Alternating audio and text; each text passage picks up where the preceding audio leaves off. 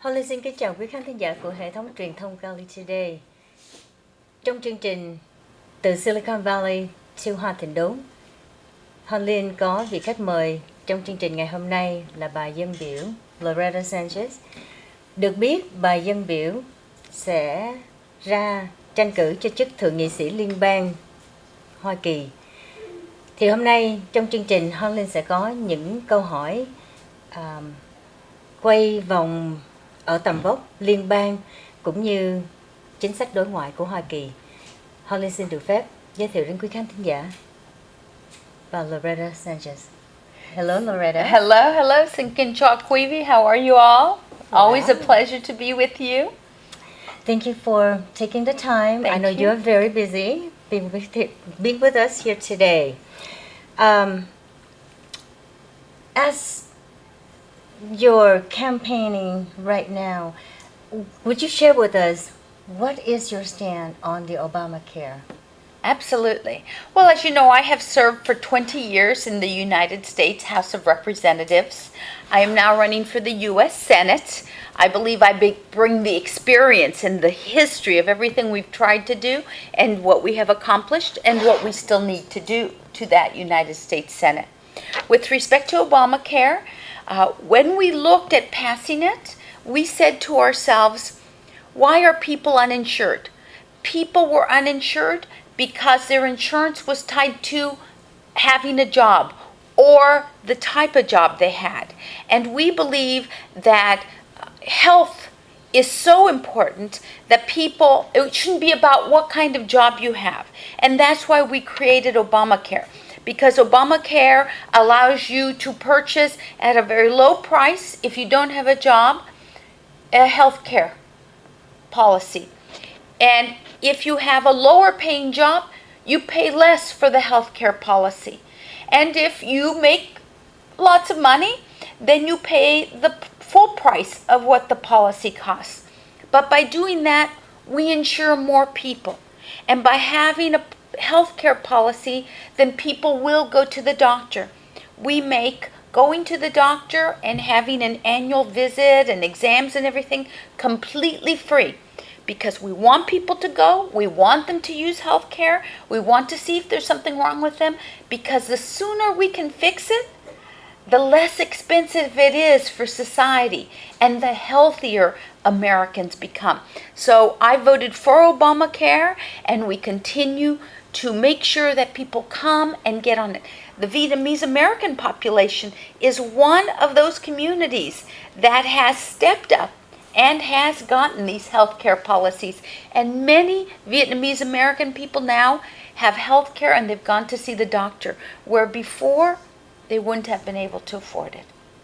But there are still someone else out there feel that they do not need to have health care, and they are forced into having health care because of the Obamacare. Well, we believe, first of all, the Supreme Court looked at that decision. They actually looked at that whole issue. And they said, yes, Americans must have a health care policy. So the Supreme Court already decided that.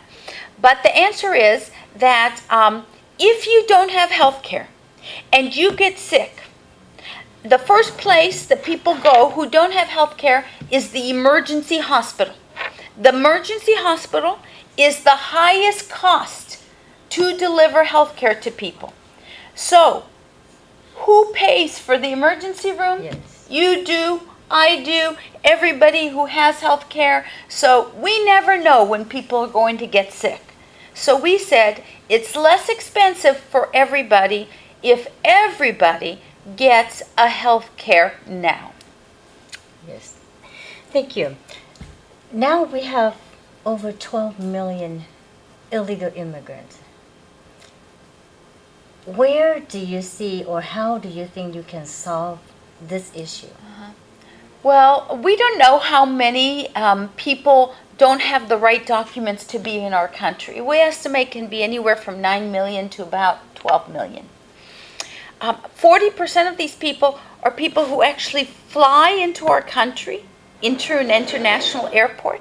They have a visa, but then their visa expires and they don't go home. Okay. And this is because of the opportunity of America, right? Everybody Yes. wants to live in America. Yes. Most of the people who are here without good documents are people who come because of the opportunities of America. A few of them are coming probably, maybe, to hurt us in some way. And so my whole idea is, if we can make programs and visas and working visas for people who come to the United States to fuel our economy, to work in our economy, what they really want to do, the economic situation, then we will have less people with the wrong documents or expired documents. And then the very few monies that I have really to look at those people who are here in the wrong way, then I can really look at that set of people. So I think we need to make a comprehensive immigration reform. Make sure that we know who's coming in and out of our country. Secondly, those people who are already here, if they're working hard for us, if they're Little League, they have their boys in Little League and they're volunteering, if they're part of their church, if they're not criminals, but they're just families who want to provide more for their children, let's give them a program where they can have documents so they can be here legally, so they don't have to worry about being deported. And the third thing is, for the future, we are going to need more workers in America, not less. Right. So we need to make programs that will allow people to come from other countries to help fuel our economy and to make their lives better. So a comprehensive immigration reform, I think, is very necessary for America. But then that would take lots of manpower, wouldn't it? Well, we have a lot of manpower in the federal government. Remember that the number one employer in the United States is the federal government. It's just using them wisely. And it's ensuring that, look, this is what I see in the area where I am. A man has documents, working papers, to be able to work in the United States. He's not a citizen. He now becomes a resident, just part, not full legal resident, but part because he has working papers. He's legally here to work. Then he brings his wife illegally. I mean, without documents. The wife has no documents because she doesn't have a job and it's hard to get those. Then she has children. The children are born here, they become U.S. citizens. So yes. now you have a family where you have a U.S. citizen, you have a person with temporary working documents, that's legal, and you have the mother that has no documents to be here. And then we say, let's deport the people who are here without the right documents. So the mother is sent away. How do we keep the most important piece of the family? Yes. Is the mom, right? She's what keeps us together. Why would we break apart families? But this is what our current situation is. So the answer is, if families are good, if they're helping our economy, we need to keep them together. That is the real American value, is the family unity. So we need to find solutions to this. Thank you. And this is why everybody is searching to come to America for a better chance, a better choice, and a better life. If you were in a country, yes. If you were in a village in Vietnam where the communist government, because maybe of the history of your family, does not allow you to have a job, and you are suffering, and you are starving, and you have no money to put food on the table for your children, if you had the chance, legal or illegal, to come to the United States and make a future for your children, you would come. Yes, absolutely. What is your stand right now on the Syrian refugees? I have said that the Syrian refugees, that we should be taking in the Syrian refugees. First of all, I sit on the Armed Services Committee and on the Homeland Security Committee. At the very top of those committees, 20 years I've been working all of these programs. So I know a lot about refugee programs.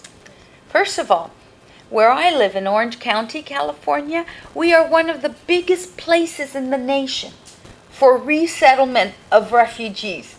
That's why we have such a large Vietnamese American population. Why? Because our churches like to help. They understand that when people are in war, these poor families, they need some place to come. So our churches and our resettlement agencies, we have many of them in Orange County. So I have worked a lot with resettling refugees, whether they're coming from Vietnam because of a conflict and a war and a takeover by the communists, or whether they're coming from Syria because Assad is bombing them and gassing them, or the Russians are bombing them, or ISIS is cutting their throats or whatever. These are families. These families are just trying to get their children and find some place to be safe. So if Europe can take millions of refugees, and if other Arab countries around Syria can take some of these refugees, then I think a country as powerful and as wealthy and as democratic as the United States should take refugees also. Yes. What about gun control? What about gun control? You know, we have some very good laws in California on gun control. The problem is either people go against the laws, or other states don't have as strong laws as we do. So you could go to, let's say, Las Vegas. Maybe you could get a gun there. And you can drive right across into California and use it against us, right? So as a United States Senator, one of the things I would like to do is ensure that there are no loopholes across all the states of America.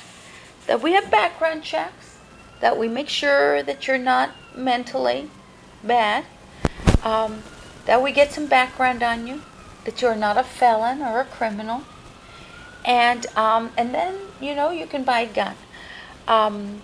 There's no need for these magazines that hold the amount of bullets that we see, 30 bullets at a time, 100 bullets at a time, 50 bullets at a time, that you can put in a gun and just keep shooting. This is not for sport. This is not to go hunting. This is to kill people. So one of the things that I would like to do is say that the magazines should be 10 bullets or less. You know, my husband, who's a retired colonel from the U.S. Army, he said to me the other day, you know, in World War II, when the United States and the Allies defeated the Nazis, defeated Hitler, it was with a rifle that had 10 bullets at a time or less. So if we can win World War II with 10 bullets or less at a time, then I think if you're going to go out and hunt, if you're going to go out and sport shoot, you can do it with 10 bullets or less. Yes, because you see that how many cases that one person has a gun just to protect them. There are other incidents that a child gets certainly killed. Oh, you know, I have grandchildren. I have 9 grandchildren, and I have 3 more on the way, and they're very young, all of them, from ages about 6 months to about 3.5 years. So if we're going to let you, and the Constitution says that we can have firearms, if you're going to have one in your house and you have young children around, my answer to you is you need to lock it up. And I believe you should lock it up, probably the gun here and the bullets there.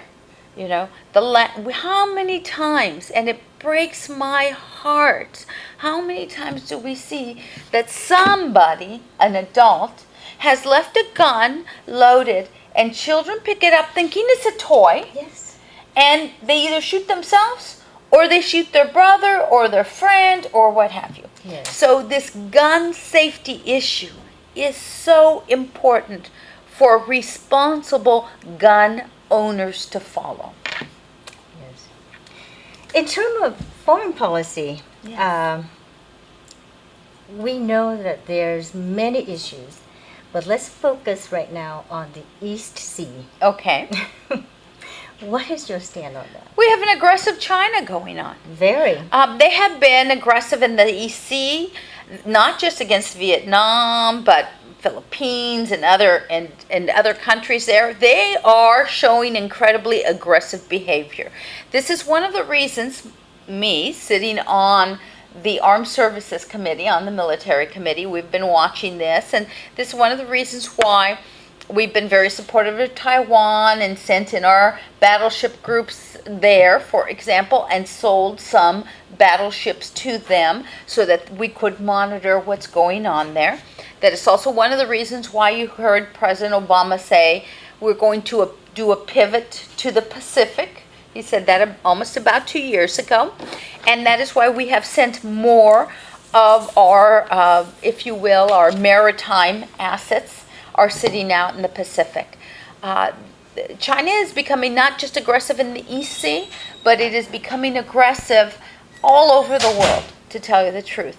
And we still, as the United States, have the largest military as far as strength, training, equipping, education of our military people. They are the best force the world has ever seen in any of our history.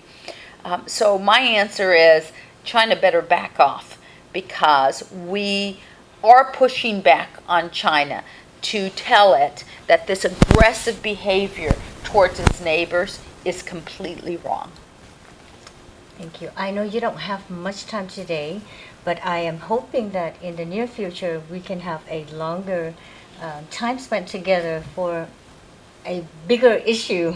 Wonderful, discussion. wonderful. You know, I love to come in front of the Vietnamese American community. As you know, we've worked together for the 20 years that I've been in the Congress. I have been fighting the fights, not just of human rights in Vietnam, but also school and the Vietnamese language in the high schools here in California, to put it in and to work with the community to get the Vietnamese American community signed up, especially the poor people, for Obamacare because they need it.